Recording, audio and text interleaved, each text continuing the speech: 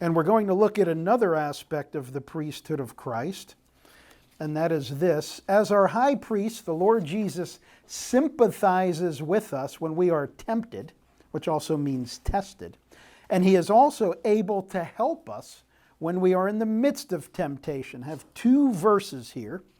Hebrews chapter 4, verse 15, and Hebrews chapter 2 and verse 18.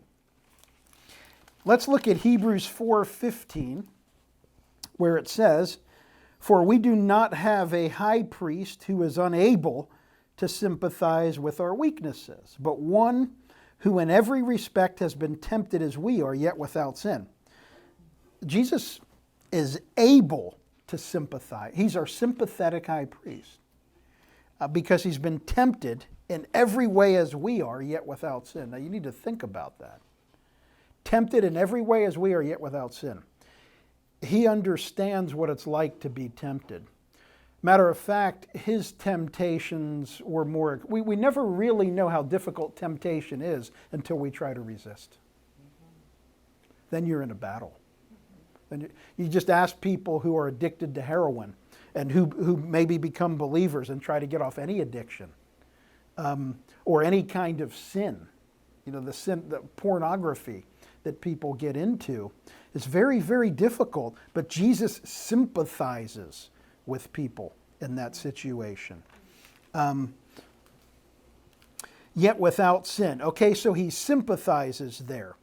And Hebrews chapter 2, verse 18, Jesus as the faithful high priest, for because he himself has suffered when tempted, he is able to help those who are being tempted. Now, here's what we have in Jesus. We have a sympathetic high priest and one who is able to help.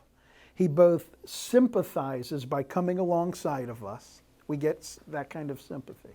And he's also strong enough and powerful enough to help. Let me give you an illustration here. I can remember a friend of mine years ago, when I was in high school. In gym class, he broke his arm. We were playing basketball, fell and he broke his arm. And long story short, his mother had to come and get him, and she was very sympathetic. And he told me later, once he got the cast on his arm, that the doctor was, business only. He said, doctor, he wanted to take care of the arm, and he wasn't very sympathetic. His mother was sympathetic, and the doctor was very helpful, knew what he was doing. His mother was sympathetic but couldn't help him. The doctor helped him but wasn't sympathetic. Jesus is both. He's both sympathetic and he's strong enough and powerful enough to help us. So he's our sympathetic high priest who can help us. He's not just sympathetic and powerless to help, and he doesn't just help us without being sympathetic. He's both and, our sympathetic and helpful high priest.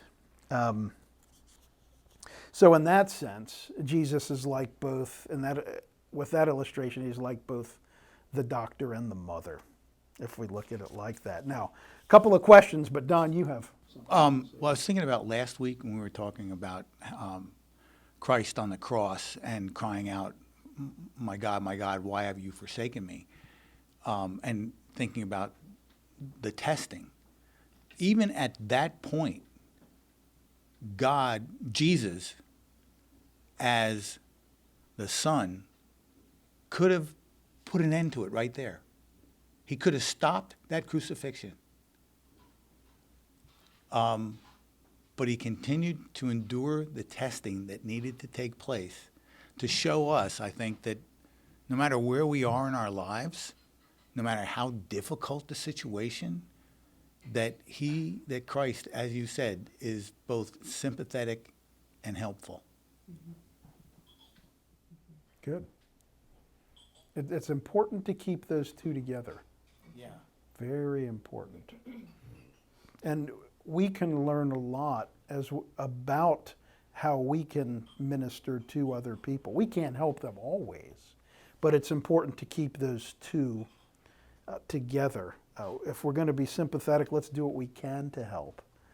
if we're going to help, let's include that sympathetic understanding as people who ourselves are in the flesh and we know what it's like to go through hard times. Just one quick thing. I think we say this a lot in our house, especially after a lot of things we've walked through, but we say provide helpful help. Helpful help. Be helpful help. And if it's not helpful, don't say it. Don't do it. And that's just kind of a category I think a lot of us have grown to live in. And I think too, that's a great point. And we've talked about, weeping with those who weep. We talked a little bit about, or maybe in passing, Job's 3 friends or counselors who did well for the time they were with him, just spending time with him. They got into trouble when they opened up their mouths.